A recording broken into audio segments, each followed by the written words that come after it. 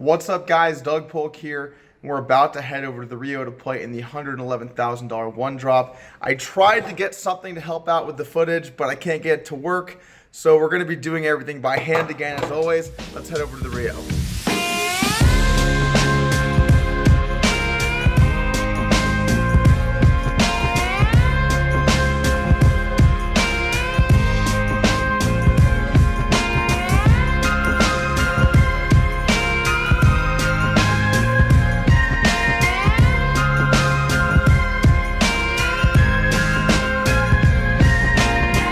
I had to park in Timbuktu here to walk into the Rio. I think they changed things up this year and moved the valet. It was just Uber a couple days ago. Hopefully they switch it back. Not sure if there's any valet somewhere else. If someone wants to let me know in the comments below. They're pretty nice, saved me some time walking, but not too bad. Unfortunately, even though today is a really high buy-in tournament and you think they would be a smaller crowd, it's the same day as the Colossus, which is kind of like the epitome of the opposite of the one drop.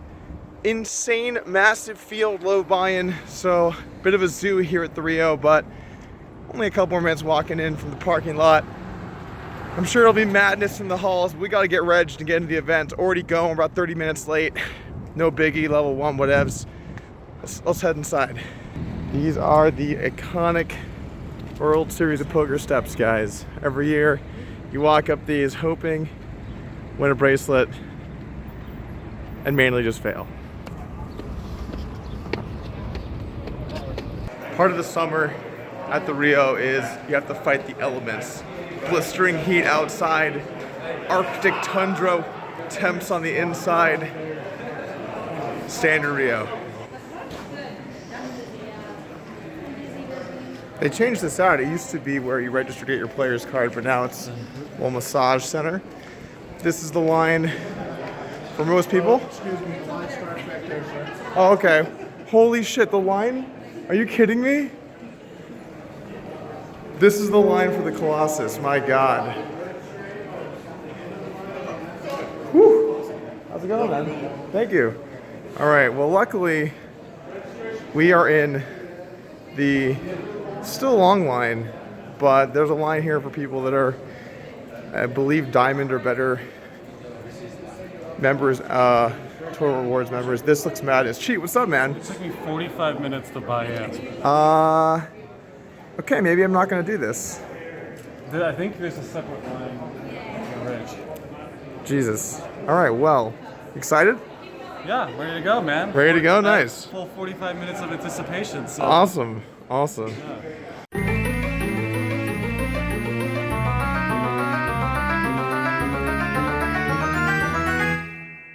All right, well, we tried to register, but unfortunately we're still waiting on a wire, so we can't get into the event. No, I'm just kidding. Too soon? In all seriousness, though, I was a little worried about the fact I did wire my money in because I forgot that World Series of Poker does take a little bit, and so I kind of risked things a little bit there. Luckily, the wire got in right when I got here, so everything worked out. We are in the event. Here we go, guys. I'll show you the ticket. All right, guys, we're in it. Let's do this.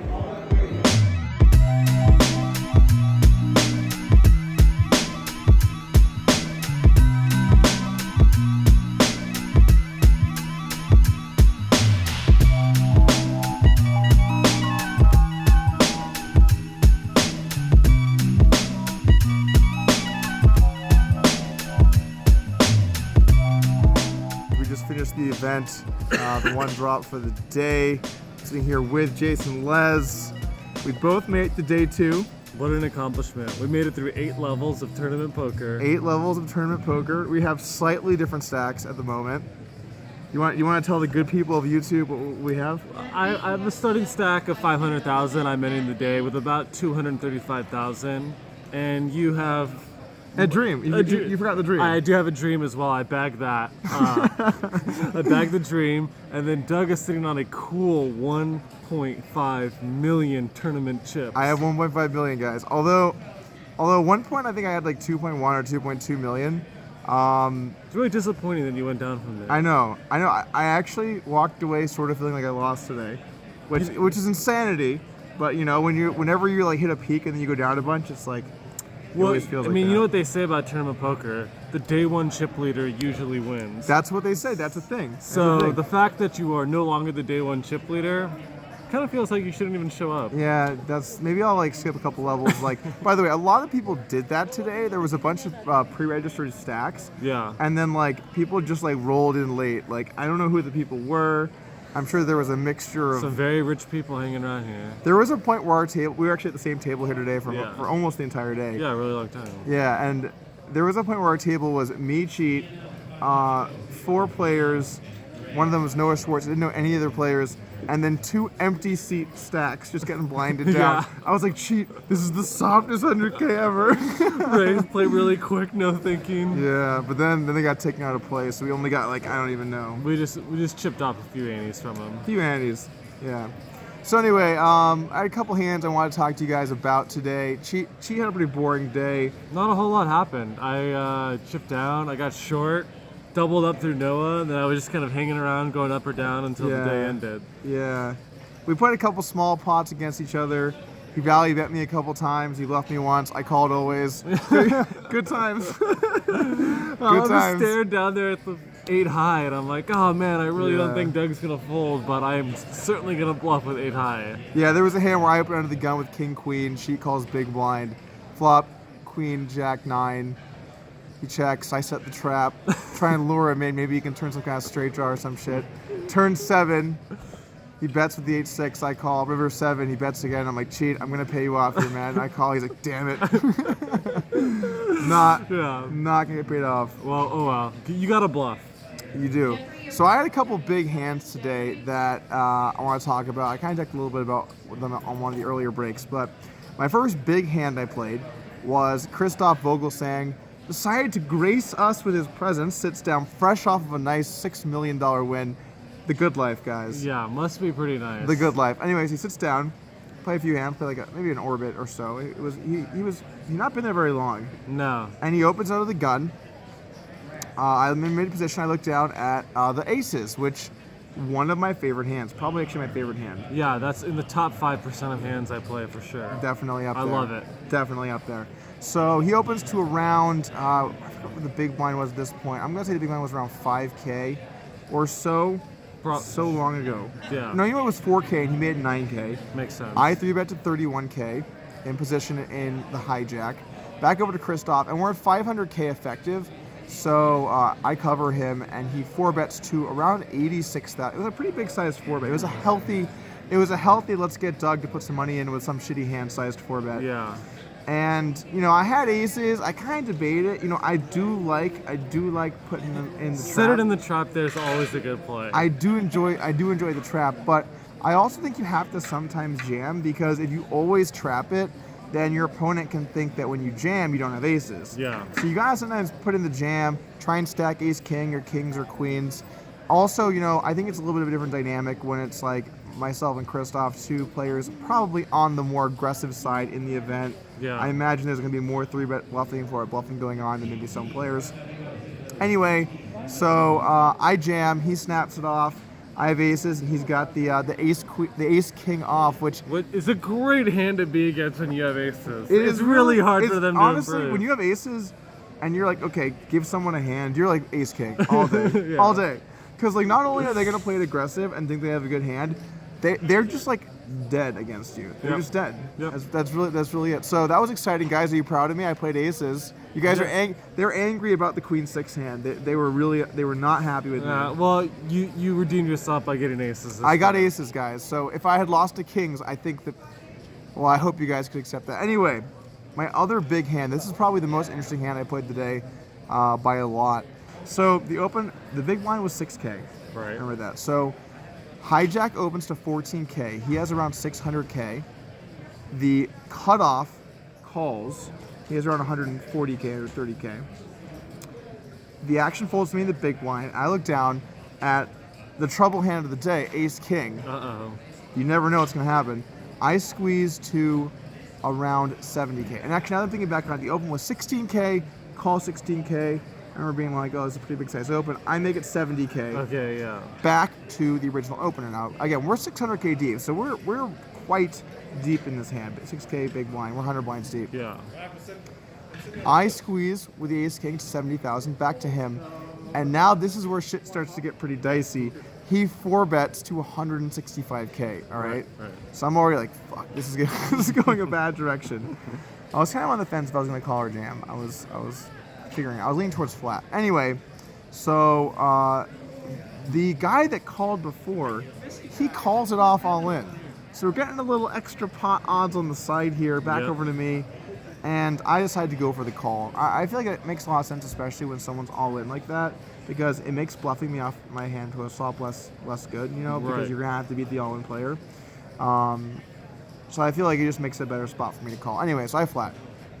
The flop comes ace, 7, deuce, 3 clubs. I check, and I believe the hijack has around 400 to 450k behind. Started with around 600k, and he just jams for like a little over pot. Back over to me, ace king no club, ace 7 deuce all clubs. And I mean, look, I'm not like super thrilled, but I'm only screwed if he has exactly aces, which I block, or he was getting out of line with a 4-bet bluff ski.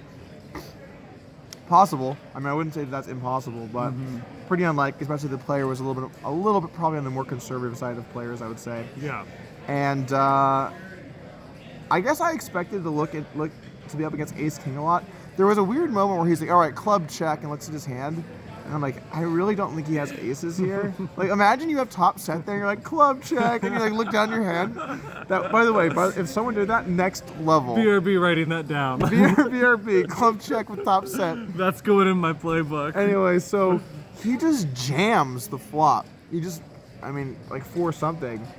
And I'm like, well, I guess if you're free rolling with ace king with a club, or you have aces, I guess like this is gonna suck, but I'm only really beat by a few like select hands. Yeah. I call it off. He's got kings with a club, and the guy who's all in pre-flop has ace queen. Off, nothing. Ace queen off, yeah. So now I'm just like, okay, I've done my work. It's in the Lord's hands now, and it went brick, and we got the stacks, and we're up to like 1.3, 1.4 after that meeting. Yeah, it was a big pot. It was a lot to sweat. It was a huge pot. So, I wouldn't say that I think I played like, there were some other like smaller hands that were kind of interesting, but the big ones were certainly those two. And sometimes like you just gotta show up and try and play good poker and hope you get the aces / ace get some king. good hands. And yeah, it's really not that crazy. I didn't like do anything like masterful today, guys. Maybe I got a little more action, I think, versus Kristoff than a lot of players would have. But in general, I tried to play good poker. Honestly, we had a fantastic table. Yeah, it was a good table. It was a fantastic and table. Kristoff did say that I would be busted. He's just like, he 4-bet called it off because like he anticipated from your guys' history that you would jam wide there. Yeah, certainly wider than a standard range. Yeah. So we had a good table. I capitalized. Cheat didn't. Still in there. Are you excited for tomorrow? Got 20 big blinds in going into tomorrow, and I can still re-enter for 4 levels, I think. 4 levels? I thought it was only 2. But was that before or after they changed how long the day was? I don't know. So they changed the structure today. Originally it was 10 levels and dinner break. We were supposed to get off at 3 a.m. Yeah, so we were supposed to still be playing right now. I was not happy about that because I got up early to do some shoulder exercises, doing my thing. Yeah. And they made it so that 2 levels are going to be tomorrow. So yeah, maybe you can reg pretty late. Well, I got 20 big blinds. Can move it here, can move it there. God. Can move it to the cashier. He's got a chance. You got a shot, man. Well, good luck tomorrow. Thank you for joining us here for the YouTube channel. We're probably going to get a lot of cheat this summer, guys. Because he loves the tournaments. He's he here loves every them. day. He loves all the tournaments. All right. That's me. All right. Good luck tomorrow. Thank you. The halls are barren.